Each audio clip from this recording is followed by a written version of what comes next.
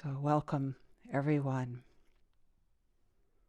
Here we are on the 5th full day of this Rohatsu sesshin 2022. Mountain cloud is deep into silence,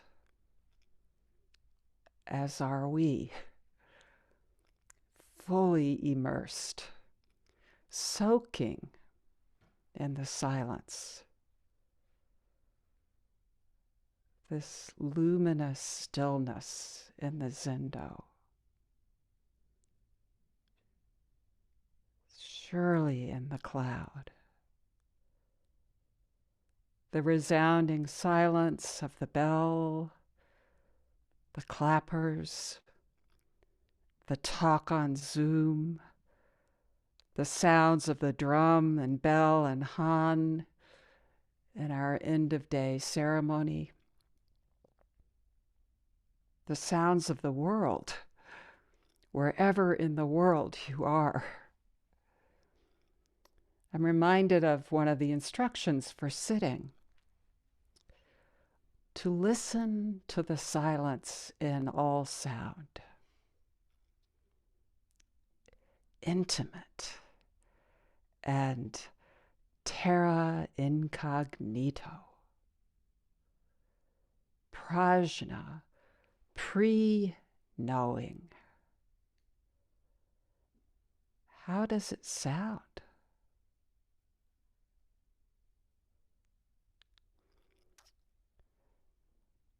I'd like to offer two examples. In 1952, the avant-garde musician John Cage composed a piece that he titled 4 minutes and 33 seconds. The pianist, it's for solo piano, the pianist comes in, bows, sits at the keyboard, and sits for 4 minutes and 33 seconds.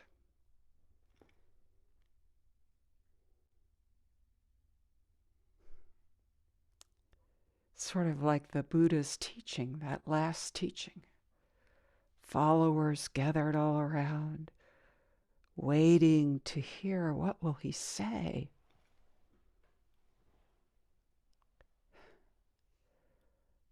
Doesn't say a word. Just twirls a flower.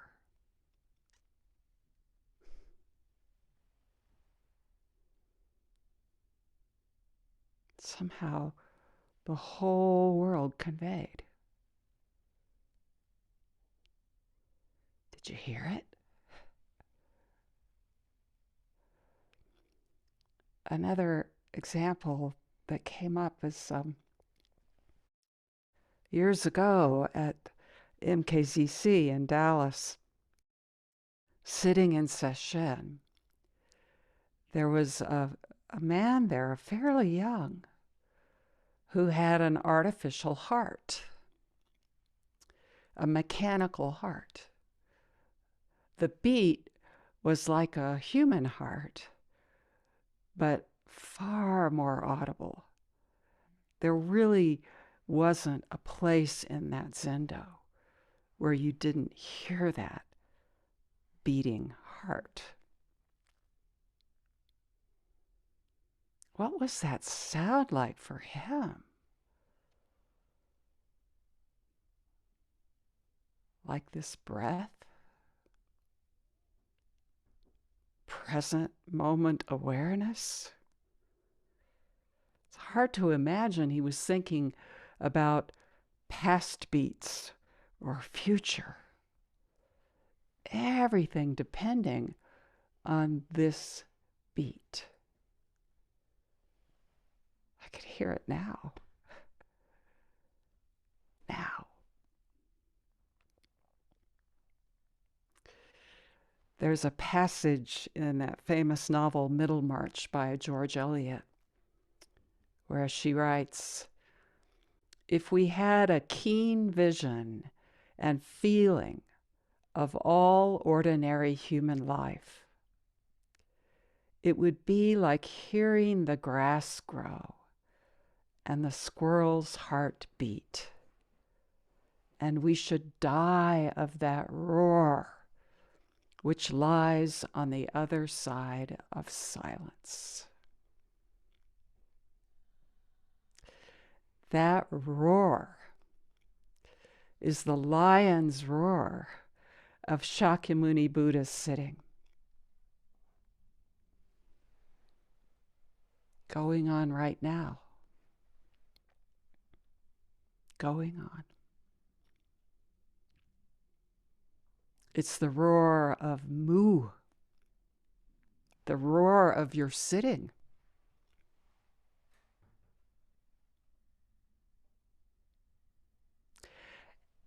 And it's the roar of wisdom and compassion.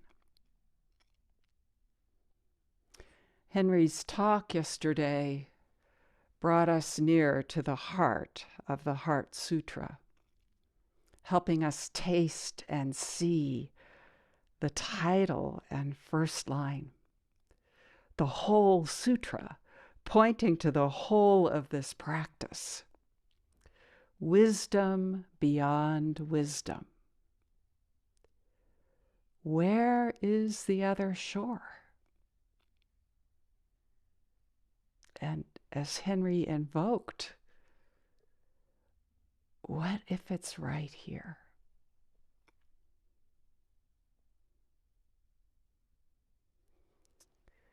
We'll hear more from this tomorrow. But for today, I'd like to take up what this tradition holds as the counterpart to wisdom, sort of the, corresponding. It's just this one reality. How wisdom is expressed, manifest, how anything at all comes forth in this empty, infinite world. Early on it may have been our first Q&A, someone asked, "What is compassion?" Maybe it was the second Q&A. What is compassion? The first word in the first line of the Heart Sutra is a powerful pointer. Avalokiteshvara, bodhisattva, practicing deep prajna paramita, perceive the emptiness of all five constituents, all five skandhas, all this experience, and overcame all suffering.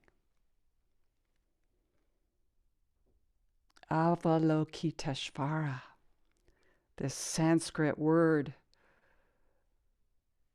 bodhisattva of great compassion, mother of all Buddhas, also Kuan Yin, Kannon, Kanzeon, and others. If you go into Vietnamese and Korean, all of these manifestations. Kannon appears as he, as her, as they. Wonderful androgynous figure. Kannon awakened to the sound of a wave hitting the shore.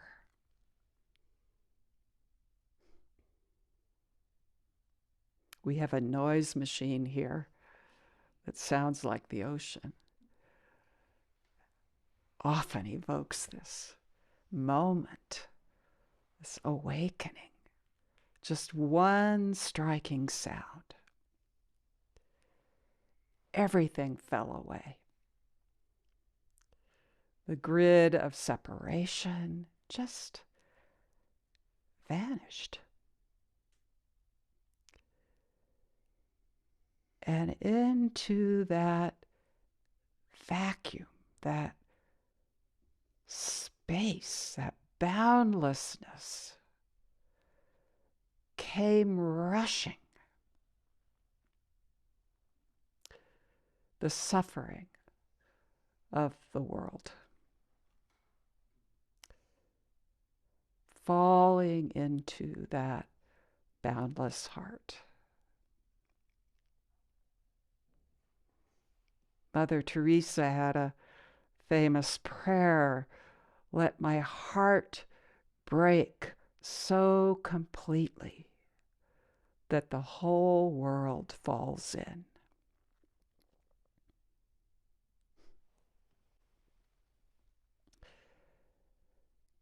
Kannon awakened to the cries of suffering beings as inseparable from the single fabric of this world, this one existence, unconditionally, or as Rion likes to say, uncompromisingly one. Kannon, the one who sees the cries of the world, sometimes translated hearer of the cries or regarder of the sounds, seeing and responding, this one gesture, immediate, unhindered, like giving, receiving. There's just not even any space for a hyphen. We're tasting this here in this retreat in so many immediate iterations. Some of these exchanges, breakout rooms, Q&A, in the kitchen, doing samu or work practice, walking on the trails.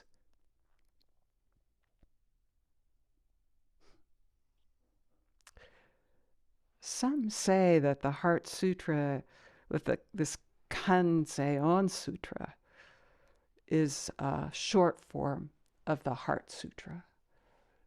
Henry talked about all of these long forms, and then the Heart Sutra that he was speaking from is, sort of the compilation, the shorter form. But here we have just this little nugget.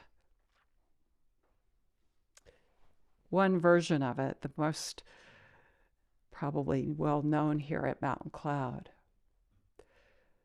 Kanzeon! Exclamation point. One with Buddha! Exclamation point. Directly Buddha, indirectly Buddha, one with Buddha, Dharma, Sangha. Pure, joyful, true self, eternal. Morning mind, Kanzeon. Evening mind, Kanzeon. This very moment mind, Kanzeon. Never let it go. As if we could. One. Kanzeon with an exclamation point. This very moment.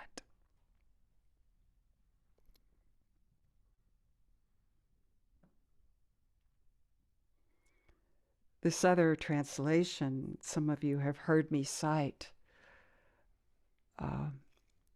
It's a kind of a rendering that Scott and I grew up with at Maria Kannon in Dallas. Reuben was touched by it, and so we chant it. It's become sort of the frame for every Dharma talk or the end of every sit. It renders the name Kanzeon. Hogan Bays Roshi, by the way, made the translation. And he rendered Kanzeon, just the name, as absorbing world sounds. Kanzeon, one with Buddha. Absorbing world sounds awakens a Buddha right here. Sitting zazen, full absorption. As the Buddha said, alone, and the whole world is there. Absorbing world sounds, like Cage's 4 minutes, 33 seconds of silence, or of whatever arises. Or that artificial heart beating. Our own true heart, actually. Directly Buddha, indirectly Buddha, whether you see it or not, it's this one. And it's you, yourself. One with Buddha, Dharma, Sangha. The sutra calls this oneness pure, joyful, true self, eternal. Or in the other translation, Hogan Bays writes, thus the pure heart always rejoices. Kanzeon, Avalokiteshvara, compassion. You could say nothing but compassion. But compassion doesn't function apart from wisdom. It is wisdom, emptiness, coming forth. Buddha, Dharma, Sangha, just compassion.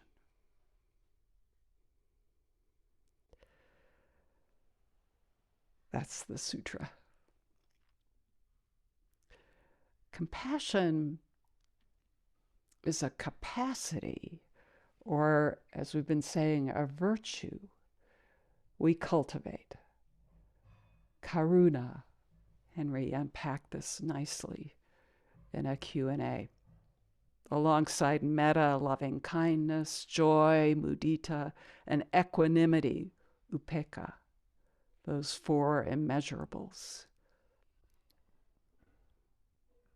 So we practice this, we cultivate it.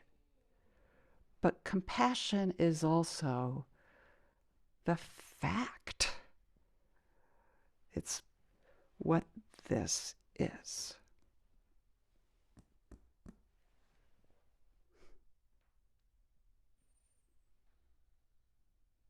Gone, gone, gone, as the Heart Sutra says, gone beyond.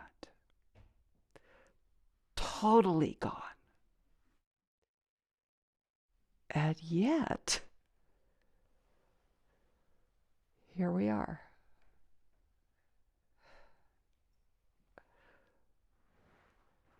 The floor, the beautiful pitted floor, the light of the day, the computer screen,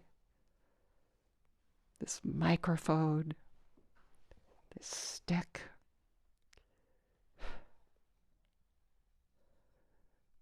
Just compassion.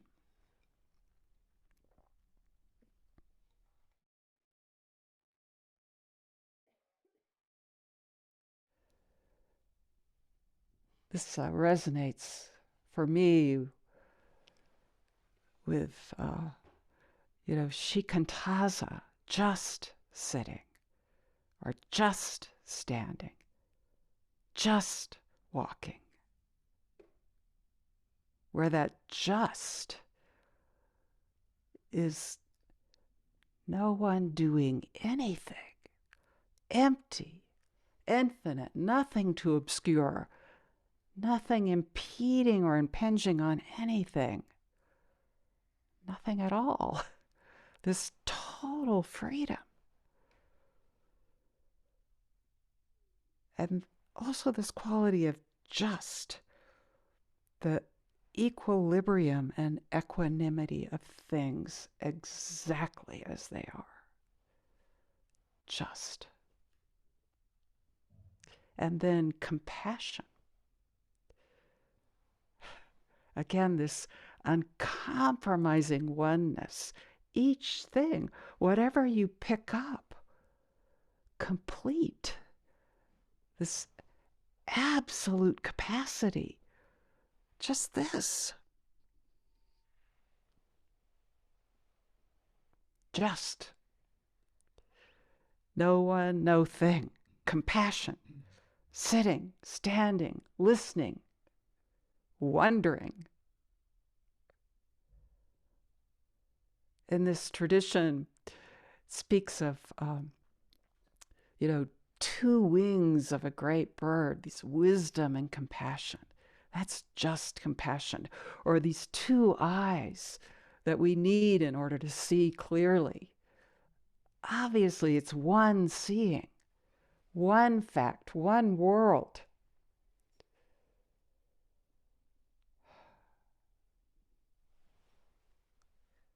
Wisdom and compassion.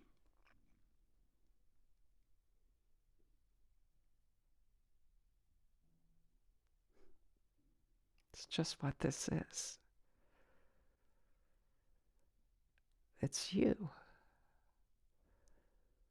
And it's mu through and through. So there's a koan from the miscellaneous koans that presents this world of just compassion and invites us, as the koans do, to realize it, to find our home in it, as it. It's a familiar koan.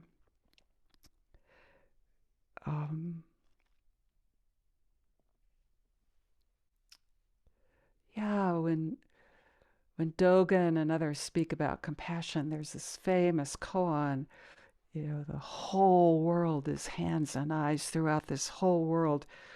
That's sort of the iconic koan for compassion, for Avalokiteshvara. Kannon is bodhisattva. But when it comes down to this little distilled phrase, just compassion, this beautiful, fairly simple koan in the miscellaneous comes up. It has 4 parts, so here it is. In the Sea of Ise, 10,000 feet down, lies a single stone.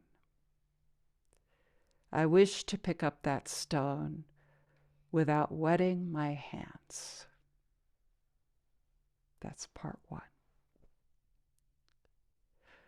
On the stone, a name is inscribed. What is the name? 2. On one side of the name, it reads, cannot get wet. On the other side of the name, it reads, cannot get dry.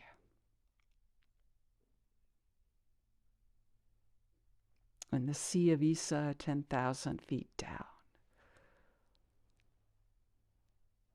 This deepest sea, you read commentary on this, that there's a shelf off sort of over in Asia. It's the deepest part of the ocean on planet Earth. But here, among the meanings for this character, Ise, is world. World. Our practice immerses us in this sea. This world. how do we get to the bottom of it? And what might that be like? So deep, dark, silent, unknown, 10,000 feet down. There's a little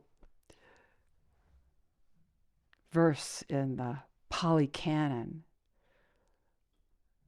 where the Buddha says, "Thus have I heard," because Ananda is saying it, but it's attributed to the Buddha. The end of the world can never be reached by walking. However, without having reached the world's end, there is no release from suffering. Reaching the world's end. The grid gone. Space of the unconditioned. Even saying that seems like, as though we know something about it. There cannot be any position from which to judge. There cannot be any knowing. Zen calls this true blindness, this before knowing, pre-knowing, what Henry's been calling terra incognito, or he called it that, and I just picked up on it. It's so lovely. A journey, destination unknown. Unknown and so still. Unencumbered, actually, though we might not experience it that way. But really, deep water like the clear blue sky. Nothing there in the way, nothing at all. Crossing over to the other shore. But here, it's down, not across. A descent beneath the surface of the sea of the world. What is it like? Like this?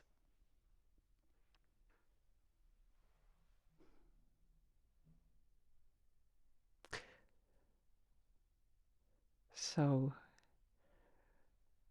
the koan tells us to dive down deep. How do we do it? Make that descent. In that lovely book, really one of a kind, Sister Elaine McGinnis Roshi has commentary on these miscellaneous koans. It's called The Flowing Bridge. She says we go through many layers in this descent. We've been talking about them, these 5 hindrances, the 3 poisons, wanting, not seeing who we truly are. And then the invitation.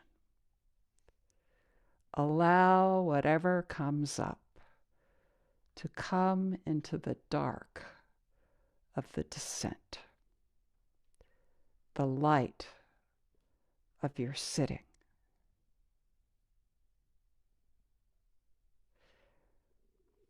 I hear Henry saying, love the suffering being. Let the borders go. And what remains? At the bottom of the Sea of Ise, 10,000 feet down, lies a single stone. Whenever I visit this koan, I think of this man who helped to found and build Domicilium, this place we've mentioned in Germany, a beautiful meditation center, Zen center, Sambo Zen center, with a hospice just right there adjacent. And the guy who helped to found it, Bogdan Snella, died a couple years ago now, but he had a way of presenting this koan that was so clear to him and unique. I mean, the beauty of these koans is that it's not prescribed. It's really a discovery, and you show it. So presenting this, diving down, Bogdan, we were there in a teacher's session where, with this privilege of sharing with one another these presentations. So he stood up and said, "Goodbye, my wife. Goodbye, my children. Goodbye, my friends." And he grabbed his nose and made as if to dive in, plunge in. Dive into this practice deep. And eventually we lose everything. Some say this is fearful, to let the self go, that hard-won construct, to release whatever we may be holding on to lose our footing in the familiar. However painful, binding, delimiting the familiar may be, we're not sure, Would I rather see something like this than risk putting down the lens, the bamboo? What then?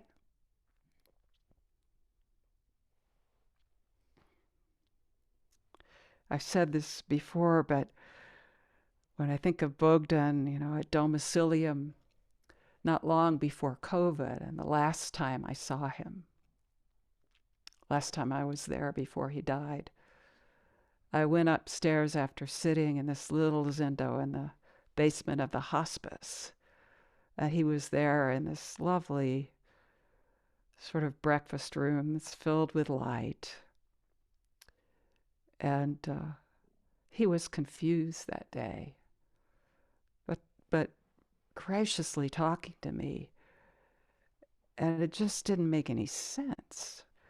And then all of a sudden, out of the blue, and very clear, he said, "The purpose of life is to make the borders disappear.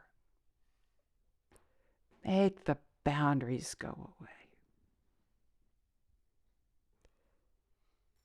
Actually, already so. Already so. I wish to pick up that stone without wetting my hands. That single stone. Nothing outside it. I mentioned that poem, that verse from Clark Strand. He wrote, "Try as you like, you'll never toss a stone out of this world, this oneness world." But here, that one stone, that single stone, is on the bottom of the deepest sea. How will you pick it up without wetting your hands? Just a few weeks ago, I don't know, not long ago, at Il Convento in Italy, in sesshin, there was a man I've known for a long time from the UK, who himself has early Parkinson's, I believe now. And he has sat wholeheartedly for decades and decades. I was so impressed that he traveled from the UK to this sesshin. And somehow the first encounter, this koan came up. And, he really was deep, deep in the sea, facing the question, why are your hands not wet?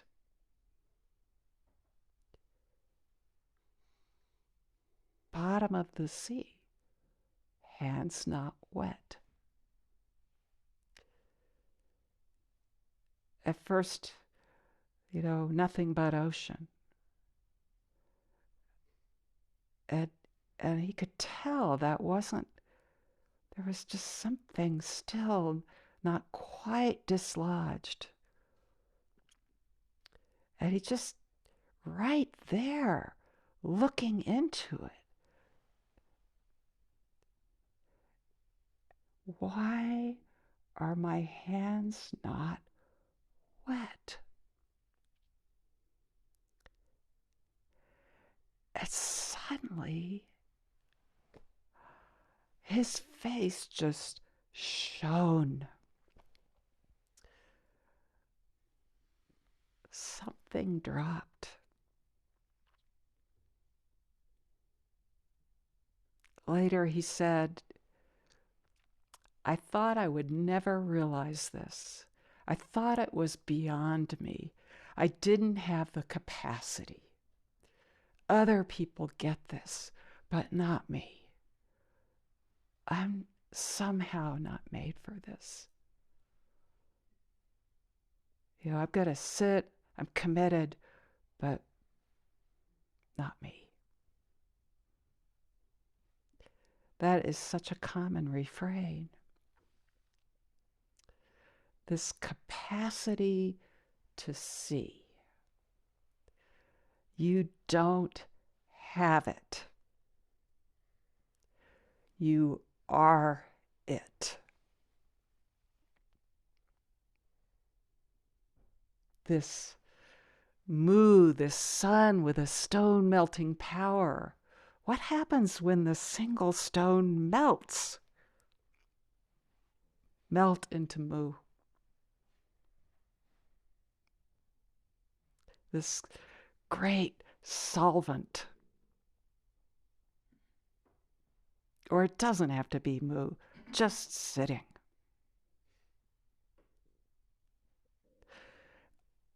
On the stone, a name is inscribed.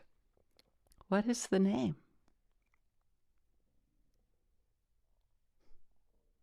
You have to know yourself to answer that question. The whole of yourself. Joshu called it Mo. Unman called it a single treasure hidden in a body. What do you call it? By what name? On one side of the name, that name, it reads, cannot get wet.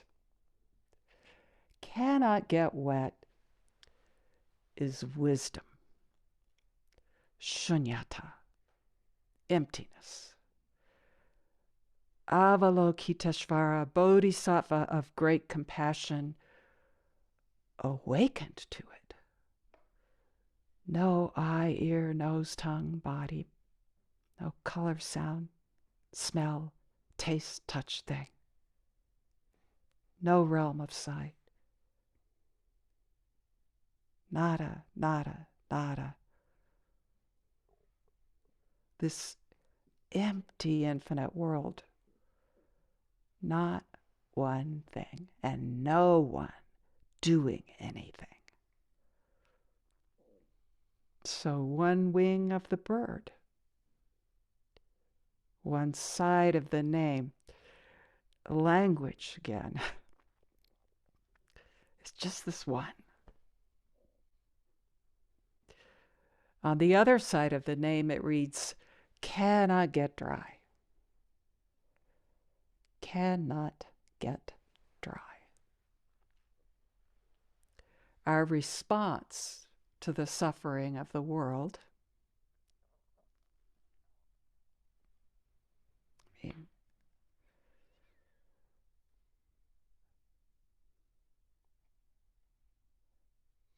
it's never exhausted. So we respond. It's also the fact, what one practitioner called the incontrovertible truth.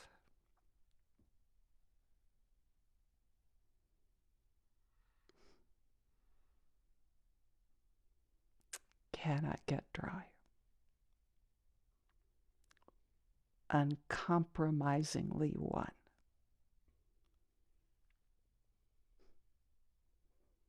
There's another line, another koan in the miscellaneous koans, that collection, in the form of a question. Why is it that the crimson lines of a clearly enlightened person never cease to flow? Compassion, naturally springing from wisdom.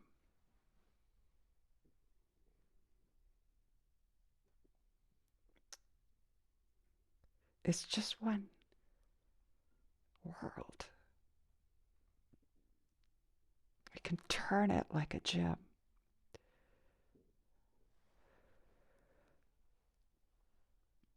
Years ago,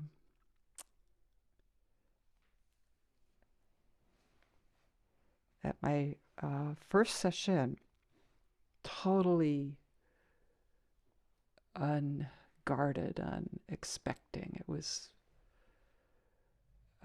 just a gift, sitting in that context with amazing teaching from Ruben Habito Roshi. And these two men happened to be men, tall, long-time practitioners, sitting there like pillars. I don't know, 3-4 days in, early afternoon, something shifted on the cushion.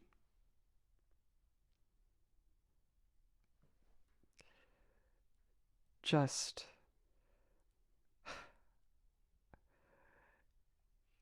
everything that I assumed about the world for just a moment was completely overturned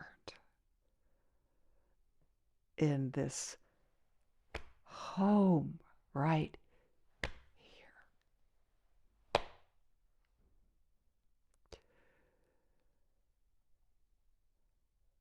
And then, came a little doubt, and it went away.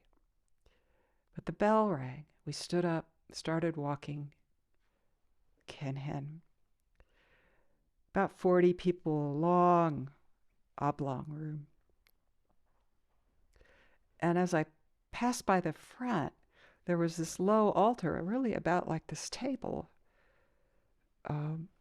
with a photograph of Yamada Konroshi on it, as a fairly young man. I mean, the ones we see more these days are, in his old age. It's such a beautiful face, so soft. I had seen that photograph many times, and with great respect for Yamada Kon, but not really seeing what, in that picture, what he was, what he is. And that day, walking by, it's just by chance, my eye fell on that photograph. And suddenly, compassion was just pouring out of his face. And in that moment, I understood it. I understood why. Not analytically, not discursively, just this kind of knowing that goes right alongside not knowing. But you know, the crimson lines, the tears of the world unceasing, your very own tears. See into this why. Why do they flow unceasingly? See into it, and the container vanishes. Cannot get wet, cannot get dry.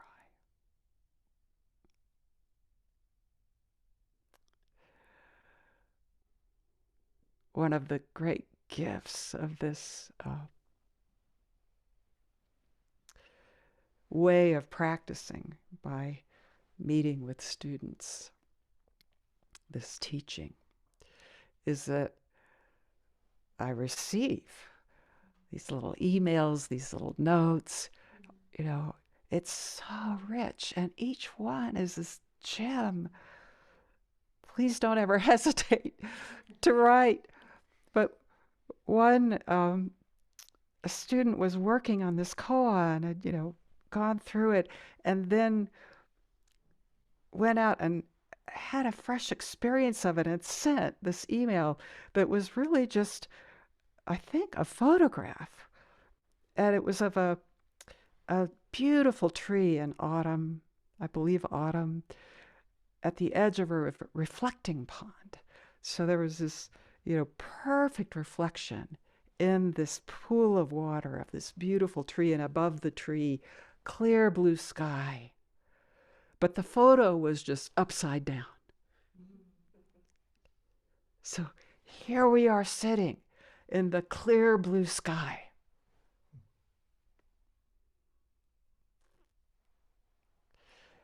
Another student tasted this koan and wrote, "Even if I drink the ocean, I cannot get wet. When my body is cremated, I will not dry out."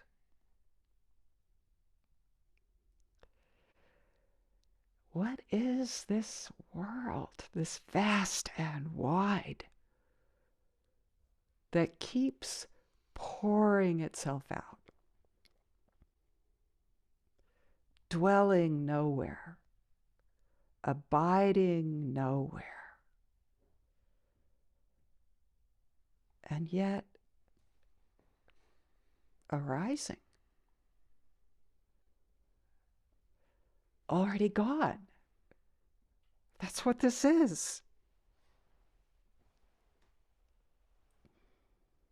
Call it mu, or call it love. Love with no opposite. One last word. I met not long ago with a practitioner who's been sitting with aimlessness. Very evocative. Practicing aimlessness. It's the third of these 3 doors to liberation in the tradition. No self, emptiness, no sign, no form, and aimlessness, no goal. It's very helpful practice instruction, but it's also just what is. There is no such thing. It's just the reality, this aimlessness. And this student was marveling, as we have been, at the night sky. Stars all around the moon, so bright. The moon and Mars, Venus just starting to rise. And that ring around the moon, if you've seen it, I don't know if you're seeing this all around the world. It's the same moon. I don't know how it shows up, but here in New Mexico, in this thin air and clear sky, there's this perfect ring around the moon. The waning, but still quite full moon. Anyway, as a final word, this practitioner said, it's all happening. Happening. Actually, it's nothing but happening. Just compassion.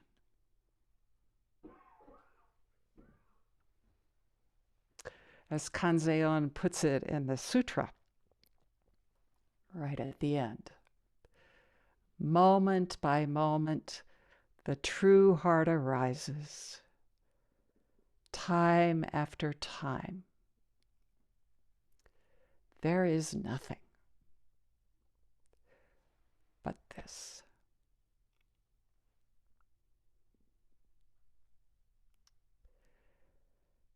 Thank you so much for this shared practice, for gathering, for deepening together, for exploring, discovering this world. It's an immense gift. And thanks for listening.